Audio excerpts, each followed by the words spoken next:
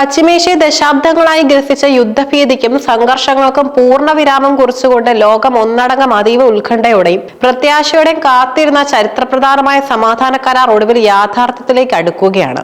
ആഗോള രാഷ്ട്രീയത്തിലും നയതന്ത്ര രംഗത്തും വൻ ചലനങ്ങൾ സൃഷ്ടിച്ചുകൊണ്ട് വൻ ശക്തിയായ അമേരിക്കയും ഇസ്ലാമിക റിപ്പബ്ലിക്കായ ഇറാനും തമ്മിലുള്ള നിർണായകമായ ഉടമ്പടി വരും ദിവസങ്ങളിൽ ഔദ്യോഗികമായി ഒപ്പുവെക്കപ്പെടും. വരാനിരിക്കുന്ന ജൂൺ 19 വെള്ളിയാഴ്ച സ്വിറ്റ്സർലൻഡിന്റെ മണ്ണിൽ വെച്ചാണ് ഇരു രാജ്യങ്ങളുടെയും പ്രതിനിധികൾ ഈ ചരിത്രരേഖയിൽ ഒപ്പുവെക്കുക.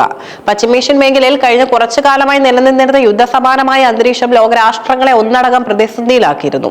എണ്ണവിലയിൽ ഉണ്ടായ വ്യതിയാനങ്ങളും കപ്പൽ ഗതാഗതത്തിന് നേരിട്ട തടസ്സങ്ങളും ആഗോള വിപണിയെ തകിടമറിച്ചു. ഈ ഒരു സാഹചര്യത്തിലാണ് ലോകത്തെ സമാധാനത്തിലേക്ക് നയിക്കാനുള്ള തീവ്ര ശ്രമങ്ങൾ അണിയറയിൽ ആരംഭിച്ചത്. ഈ ചരിത്രപരമായ സമാധാന നീക്കത്തിന് പിന്നിൽ പ്രവർത്തിച്ചത് അമേരിക്കൻ പ്രസിഡന്റ് ഡൊണാൾഡ് ട്രംപും മധ്യസ്ഥനായി നിലയുറപ്പിച്ച പാകിസ്ഥാൻ പ്രധാനമന്ത്രി ഷഹബാസ് ഷെരീഫുമാണ്.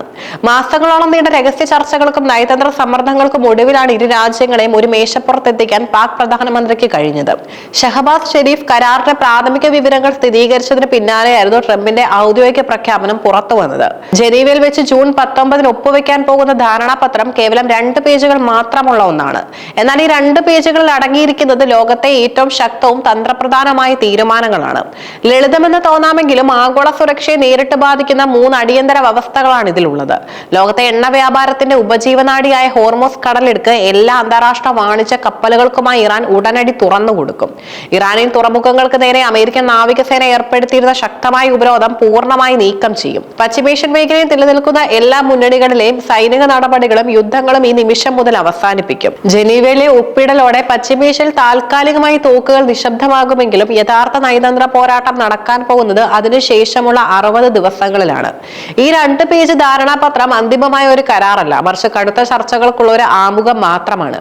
വരാനിരിക്കുന്ന 60 ദിവസത്തിനുള്ളിൽ ഇരു രാജ്യങ്ങളും തമ്മിൽ നിരവധി കടുത്ത വിഷയങ്ങളിൽ അന്തിമ തീരുമാനത്തിൽ എത്തേണ്ടതുണ്ട്. കരാറിന്റെ ഏറ്റവും സങ്കീർണമായ ഭാഗം ഇതാണ്: ഇറാന്റെ കൈവശമുള്ള യുറേനിയം ശേഖരം പൂർണ്ണമായി രാജ്യത്തിന് പുറത്തേക്ക് മാറ്റണം. അതിനോടൊപ്പം അവരുടെ ആണവ പദ്ധതികൾ എന്നേക്കുമായി അവസാനിപ്പിക്കാൻ ഇറാൻ തയ്യാറാകണം.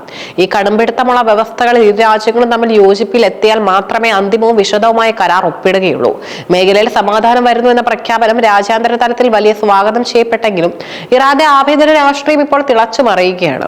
അമേരിക്കയുമായി യാതൊരുവിധ ഒത്തുതീർപ്പും പാടില്ലെന്ന് വാദിക്കുന്ന തീവ്ര നിലപാടുകാരായ ഇറാൻ വിപ്ലവകാർഡുകളും രാജ്യത്തിന്റെ സാമ്പത്തിക തകർച്ച ഒഴിവാക്കാൻ സമാധാന ചർച്ചകളെ അനുകൂലിക്കുന്ന മിതവാദികളായ നയതന്ത്രജ്ഞരും തമ്മിലുള്ള ചേരിപ്പോര് ഇപ്പോൾ തെരുവിലേക്ക് പടർന്നിരിക്കുകയാണ്. അമേരിക്കയെ വിശ്വസിക്കുന്നത് എങ്ങനെ എന്ന ചോദ്യമാണ് വിപ്ലവകാർഡുകൾ ഉയർത്തുന്നത്. ഇതിനിടയിൽ കരാറിന്റെ അതീവ രഹസ്യ വിവരങ്ങൾ ചോർത്തി നൽകിയ മാധ്യമങ്ങൾക്കെതിരെ ഇറാന്റെ വിദേശകാര്യമന്ത്രി അബ്ബാസ് അറാഗ്ചി രംഗത്തെത്തി. ഇതോടെ ഇറാന്റെ ഔദ്യോഗിക വാർത്താ ഏജൻസിയായ ഫ്രാൻസ് ന്യൂസ് ഏജൻസി സ്വന്തം വിദേശകാര്യ മന്ത്രിക്കെതിരെ പരസ്യമായി രംഗത്തിറങ്ങി. അദ്ദേഹത്തിന്റെ നിലപാടുകൾ അമേരിക്കയ്ക്ക് ആയുധം നൽകുന്നതാണെന്ന് മാധ്യമങ്ങൾ കുറ്റപ്പെടുത്തി. അവസാന നിമിഷം ഇറാനിലെ ഈ ആഭ്യന്തര ഭിന്നതകളും ആഭ്യന്തര യുദ്ധസമാനമായ അന്തരീക്ഷവും ജൂൺ 19 ഒപ്പിടൽ ചടങ്ങിനെ ബാധിക്കുമോ എന്ന ആശങ്ക അന്താരാഷ്ട്ര സമൂഹത്തിനുമുണ്ട്. ഈ ധാരണാപത്രത്തിൽ അമേരിക്കയും ഇറാനും പരസ്പരം അംഗീകരിച്ചിട്ടുള്ളതും മുന്നോട്ട് വെച്ചിട്ടുള്ളതുമായ പ്രധാന ആവശ്യങ്ങൾ ഇവയാണ്: ലെബനൻ ഉൾപ്പെടെയുള്ള പശ്ചിമേഷ്യൻ മേഖലയിൽ എല്ലാ സൈനിക നടപടികളും സഖ്യകക്ഷികളും അമേരിക്കയും നിർത്തിവെക്കണം. ഇറാന് ചുറ്റുമുള്ള മേഖലയിൽ നിന്ന് US സൈന്യം പൂർണ്ണമായി പിന്മാറണം. ഇറാന്റെ പരമാധികാരത്തിലും ആഭ്യന്തര കാര്യത്തിലും അമേരിക്ക കൈകടത്തരുത്. അന്തിമ ചർച്ചകൾ ആരംഭിക്കുന്നതിന് മുൻപായി അമേരിക്ക മരവിപ്പിച്ചു വെച്ചിരിക്കുന്ന ഇറാന്റെ വിദേശകാര്യ സ്വത്തുക്കളുടെ പകുതി വിട്ടു നൽകണം.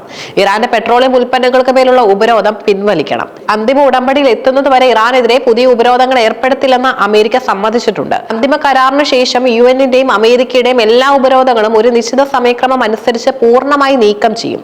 നിശ്ചിത കാലയളവിലേക്ക് ഇറാന്റെ എണ്ണ ഉപരോധം അമേരിക്ക ഒഴിവാക്കും. ഇതിലൂടെ ഇറാൻ അന്താരാഷ്ട്ര വിപണിയിൽ എണ്ണ വിൽക്കാനും വാങ്ങാനും കഴിയും. കരാർ യാഥാർത്ഥ്യമാകുന്നതോടെ ഇറാന്റെ തകർന്നടിഞ്ഞ സമ്പദ് വ്യവസ്ഥയ്ക്ക് വലിയൊരു ജീവൻ വെയ്പ് ഉണ്ടാകും. അമേരിക്കയിൽ മരവിപ്പിക്കപ്പെട്ട ഇറാന്റെ ആസ്തികളിൽ നിന്ന് $25 ബില്യൺ വിട്ടു നൽകാൻ US സമ്മതിച്ചിട്ടുണ്ട്. നേരിട്ടുള്ള പണക്കൈമാറ്റത്തിലൂടെയും അയൽ രാജ്യങ്ങളുമായുള്ള സഹകരണത്തിലൂടെയും പ്രത്യേക സാമ്പത്തിക ക്രെഡിറ്റ് ലൈനുകളിലൂടെയുമാകും ഈ വമ്പൻ തുക ഇറാന്റെ ഖജനാവിലേക്ക് എത്തുക. കൂടാതെ ഇറാന്റെ പുനർനിർമ്മാണത്തിനും വികസനത്തിനുമായി പ്രാദേശിക സഖ്യകക്ഷികളെ ചേർത്തൊരു വമ്പൻ വികസന പാക്കേജിന് US രൂപം നൽകും. 60 ദിവസത്തിനുള്ളിൽ ഇതിന്റെ വിശദാംശങ്ങൾ ചർച്ച ചെയ്ത് അംഗീകരിക്കും. ഈ നയതന്ത്ര നീക്കങ്ങൾക്കിടയിൽ ഇറാന് UAE $300 കോടി സാമ്പത്തിക സഹായം നൽകുമെന്നും ഖത്തർ വലിയ ഊർജ്ജ കരാറുകൾക്ക് ഒരുങ്ങുന്നുവെന്നുമുള്ള വാർത്തകളും വന്നിരുന്നു. എന്നാൽ ഇരു രാജ്യങ്ങളും ഔദ്യോഗികമായി ഈ വാർത്തകൾ തള്ളിക്കളഞ്ഞിട്ടുണ്ട്. എങ്കിലും അമേരിക്കയുമായുള്ള ധാരണ പൂർത്തിയാകുന്നതോടെ ഇറാന്റെ സാമ്പത്തിക ഭദ്രത വർദ്ധിക്കുമെന്നത് ഉറപ്പാണ്. അമേരിക്കയും ഇറാനും തമ്മിലുള്ള ഈ ധാരണ ആഗോളതലത്തിൽ വലിയ ആശ്വാസത്തോടെയാണ് നോക്കിക്കാണുന്നത്.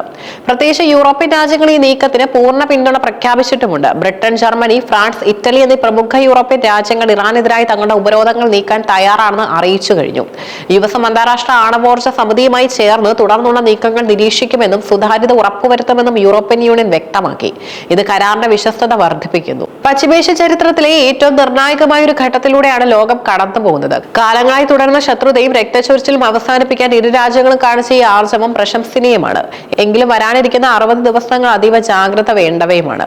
ഇറാന്റെ ആഭ്യന്തര രാഷ്ട്രീയത്തിലെ ഭിന്നതകളും ആണവ പദ്ധതികൾ ഉപേക്ഷിക്കുന്നതിലെ കടുംപിടുത്തങ്ങളും ഈ കരാറിന്റെ ഭാവി നിർണ്ണയിക്കും. ജൂൺ 19 ജനീവയിൽ വെച്ച് ഒപ്പുവെക്കുന്ന 2 പേജ് ധാരണാപത്രം പശ്ചിമേഷ്യയിൽ ശാശ്വതമായ സമാധാനത്തിന് ഒരു പുതിയ പുലരിക്ക് കാരണമാകട്ടെ എന്ന് നമുക്ക് പ്രത്യാശിക്കാം.